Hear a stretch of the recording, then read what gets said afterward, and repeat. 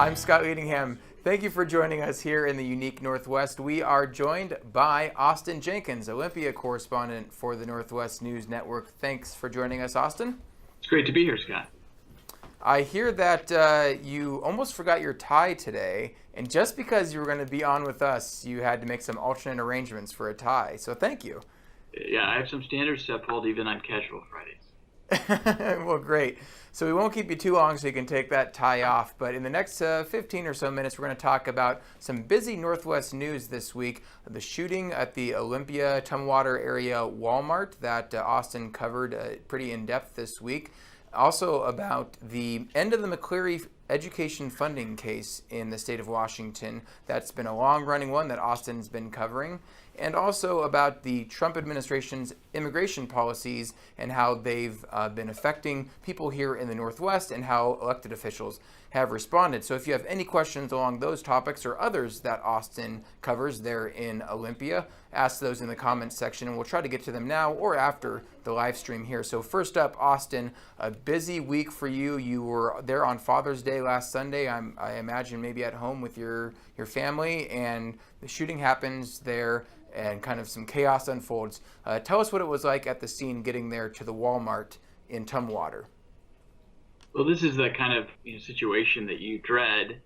I was actually at dinner with my in-laws and my family, and NPR started calling from Washington, D.C., and I missed the call but recognized the number, and as I went to look at my phone to call them back, I saw that there was a breaking news alert about a possible mass casualty incident at this Walmart, active shooter. So that's one of those moments as a reporter in this day and age when you literally drop everything and you just go. And I was not dressed as I am today. I was in shorts and a t-shirt. It was a warm Sunday. I spent it out hiking with my family, but immediately headed for Walmart, called my editor, and we started getting a plan together. You get to these scenes, and this one was interesting in the context that it was very calm when I got there. And whereas I've been to shooting scenes and critical incident scenes where things are roped off and taped off for blocks and you can't get anywhere near it, we could actually get onto the Walmart property and into the parking lot. And what was happening is the shooter at that point had been shot and killed. His body was on the pavement of the parking lot there as we spoke. And what the police were doing was interviewing witnesses. And that's what we started to do as reporters, is start to talk to people. And very quickly, some elements, some pieces of this puzzle started to come together in terms of the story. And what we learned is that this individual had been in the store, had fired his gun, people had fled, and then he'd come out into the parking lot and tried to carjack a motorist, shot that individual, and then as he went to carjack another motorist, again, still in the parking lot, an armed citizen, it turned out to be a pastor and volunteer firefighter and EMT, pulled his gun and shot and killed him there in the parking lot.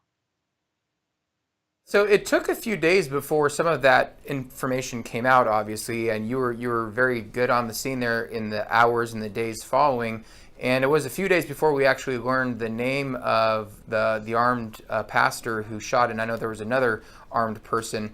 Can you talk a little bit about your process in going through getting sources, getting people who were possibly traumatized? You talked with also the ex-wife of the shooter and the pastor, the 16-year-old teenager who had been kind of involved as well. Kind of maybe talk about your process of how you treat those very sensitive subjects in a very confusing and a very pressure intense time.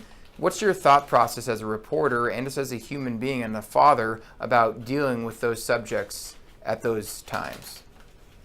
Yeah, it's difficult because there is a flood of information. There are all of these witness statements that are being given, and you're trying to get information out and do so very quickly, but you also want accurate information out.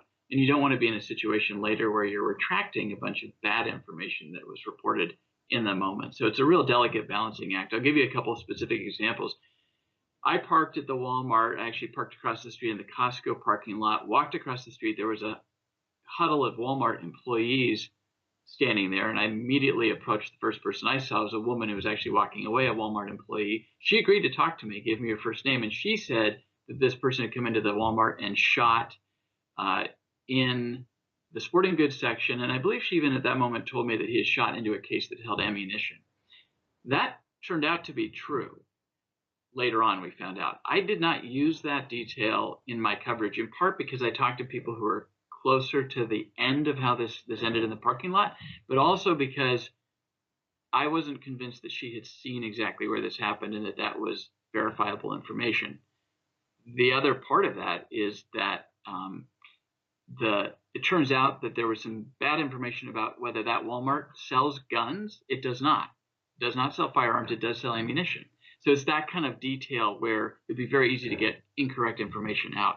But we did, for instance, use, and I actually recorded video with my phone and posted to Twitter in the moment, a witness who had been interviewed by the police as he was driving away. He stopped and talked to us through his window, and he turned out to be very accurate and very helpful in describing what had happened.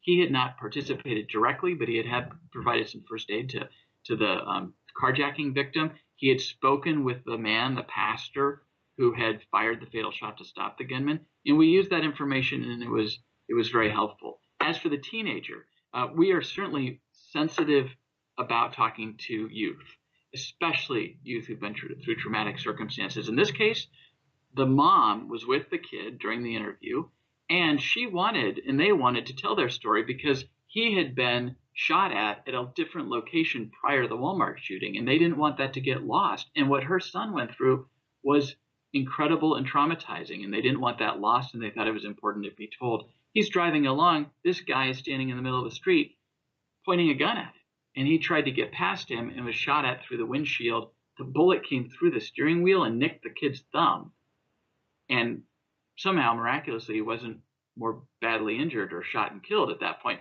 16-year-old kid, he's been driving for a few months. It's a compelling part of this story, and they actually wanted that part of the story told. Absolutely. It reiterates this point in journalism ethics, and I know people think journalism ethics, is that an oxymoron? But it is definitely not. People take this very seriously. There's this trade-off between these two ideas in the Society of Professional Journalists Ethics Code that says seek truth and report it, but on the other hand, there's the next tenet, which is minimize harm, which talks about treating subjects fairly and compassionately and maybe not interviewing certain subjects based on the circumstances. So good job there, Austin, on how you treated all of that. And I should say what you just talked about kind of reiterates this idea in news that every first-year journalism student is supposed to learn: if your mother says she loves you, get a second source just to make sure that the information is accurate. So good job, Austin. Moving on to the McCleary case, a whole other thing, a long 10 years, I think, right, involving education funding for the state of Washington. Give us a quick update. I know it might not be quick because it's a very long-running case, about how that case came to be and how it finally kind of came to a close here in the recent past. Yeah, it's been more than a decade now. That case was filed by a coalition, a group of families. School district was part of that coalition, and this was back in 2007. They filed suit arguing that the state was not amply funding schools as required by the Constitution, which says it's the paramount duty of the state to do so. That was filed in King County Superior Court. They prevailed at that Superior Court level, and then the case was appealed up to the state Supreme Court. The state Supreme Court ultimately upheld that lower court decision, finding that the state was not in compliance with the Constitution. And what was significant here, and has not happened in other states, is that the court retained jurisdiction in this case and said to the state, if you implement the education reforms and the plan of basic education that you've actually put on the books in statute but not yet funded, then you will be compliant under the McCleary case, but we're going to hold you to account. So they held onto jurisdiction, and things didn't move very quickly for several years, and then the court got frustrated, and eventually in 2015 sanctioned the state, found the state in contempt of court, and then imposed a $100,000 a day fine that started accruing. That money was set aside and dedicated for education, by the way. The state got very close to compliance last year. The court said you have one more thing you need to do, which is to speed up the implementation of your new salary structure for teachers, staff, and administrators, and that needs to kick in by this coming fall for the 2018-19 school year. If you do that, you'll be in good shape. So that's what happened this session. the court reviewed that and said, yep, you're good to go. So rescinded the contempt of court, rescinded the $100,000 a day fine. Did not say that the state is amply funding schools necessarily, but did say the state is on track to fully implement and fully fund its plan of basic education. So this is a long-running case like we talked about, and you've been covering it for almost since the beginning, right? And it's almost like suddenly you've lost a long-term friend, maybe someone who you could call up anytime and you get a good story out of them. And maybe it's like helped pay your salary because you get so many stories out of it over all these years. What does it feel personally as a reporter to maybe have some resolution in something you've been following for so long?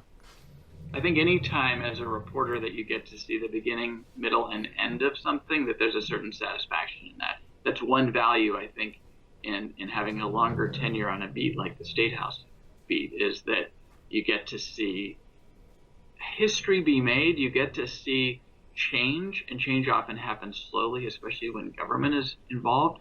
So I often think that things happen sort of decadally, on a decade by decade basis, especially when it comes to education, but even on other issues with regard to the state. So there is some satisfaction in having seen how this played out. I can pretty much guarantee you we have not heard the end of the conversation about education funding in the state. That will be a perennial issue. There's already discussion about the fact that the special education system, for instance, is underfunded, and school districts are having to make up with local dollars where the state should be funding. There's also this concept that what the state was doing here is really taking the pressure off local levies to fund basic education and putting that burden back onto the state. So now, while about 50% of state dollars in the state budget will be going to basic education, up from about 42% at the low water mark, there's still an argument that you're starting to hear about the need to now really update the way our schools function for the 21st century. The state school superintendent talked about the fact that McCleary was about shoring up the foundation of the house, and now it's time to remodel the actual house. That's his perspective, but it's an interesting way to start to think about it. So we're going to see the conversation continue, but it does appear that the McCleary era is now over. So speaking of some other news, that things that are now over, or at least seemingly have changed, the Trump administration's policy on separation of families, big national news, but has some Northwest implications as well. So what have you been following and hearing about how the Northwest politicians and elected officials, particularly those in Washington State, have responded to the immigration issues surrounding the Trump administration's separation of families? Well, this is a case where you could imagine Northwest politicians, Democrats in particular, weighing in no matter what, but it actually hits close to home because, as it turns out, some of these asylum seekers have been placed at facilities here in the Northwest, specifically the federal detention facility in SeaTac, which, by the way, is not the immigration detention facility. There is one of those near Tacoma. Up in SeaTac, there's an actual federal prison, but it's being used. Many of the beds right now are being used to house these asylum seekers. As I understand it, there are about 200 of them there. Most of them, 170 so, are women. The Seattle Times is reporting that about 45 of those 200 are parents who have been separated from their children. I have not independently confirmed that number. Earlier, it was suggested, at least my understanding was it might have been many of them had been separated from their children.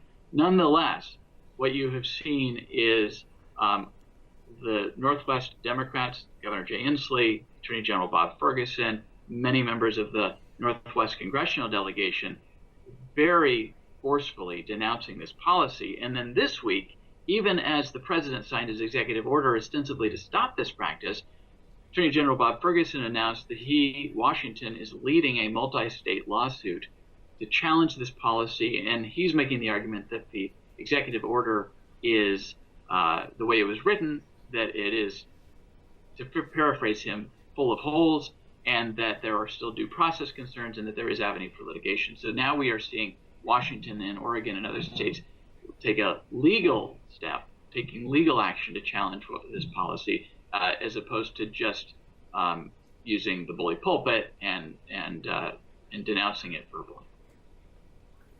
So certainly an issue that has been big in the news, and we're going to continue to follow as the governor and attorney general of Washington State possibly have higher political ambitions? We don't know yet. We won't speculate on that quite yet. But I will say Jay Inslee is in Iowa today, or has been this week, right?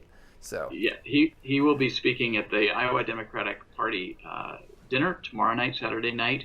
They've got a big governor's race there, and Inslee is the head of the Democratic Governors Association. But he has been talked about as a potential presidential candidate. Attorney General Ferguson has been talked about as a gubernatorial candidate, assuming Inslee doesn't run for a third term. Look, Washington has established itself, the Democrats here, as a leader of the quote-unquote resistance against the Trump administration and policies. Governor Inslee, Attorney General Bob Ferguson are both ambitious politicians. They have stepped up in this sense to really play this role and put Washington on the map. They are doing so clearly because they believe these policies are wrong. They are also politically ambitious people, and I think that's important to keep that context in mind just as you're watching how they are positioning themselves and what they're saying. Well, speaking of political dinners and fundraisers for parties, real quickly on the way out here, Austin, I understand that Sean Spicer, the former White House press secretary, is coming to Washington State later this year for a fundraiser for the GOP, and you have some interesting connections to Mr. Spicer. I do indeed. He and I went to Connecticut College in New London, Connecticut, together in the early to mid 1990s. I believe he was a class ahead of me. He was active at the time in the Young Republicans. I was active at the time as a college newspaper reporter, although I don't think I actually covered him necessarily, but certainly saw him around campus. It was a very small campus, a small student body. And then I know that I ran into Sean socially when I spent some time in D.C. He was very active with the Republican Party nationally in D.C. So it's been many years. I have not talked to him or seen him since his stint at the Trump White House, which was obviously parodied on Saturday Night Live. But he might just be the most famous, or should I say infamous, at least modern day, mid-90s graduate of Connecticut College. And perhaps we will have something of a reunion if I end up covering the speech he's giving at the dinner in Seattle this fall. Don't sell yourself short. Second most after the Austin Jenkins. Yeah, well, he had a national, if not international, platform, but it is interesting to just see somebody that you knew in college end up in a position like he did. And on the one hand, it's very consistent because he was clearly a partisan Republican and very active politically from his earliest days. On the other hand, I don't think anyone could have imagined that he would be thrust into the spotlight and the limelight in the way that he has. What's also interesting is to see that for all of the parodying that he had to withstand, and the fact that he was on Saturday Night Live, this is what happens. You leave the White House, you leave that experience, and you go on the speaking tour, and you can be a draw to help the party raise money. So it's just interesting how it all works out in the end. There were probably times when people thought he might not be able to get a job, and now he's clearly a speaker in demand.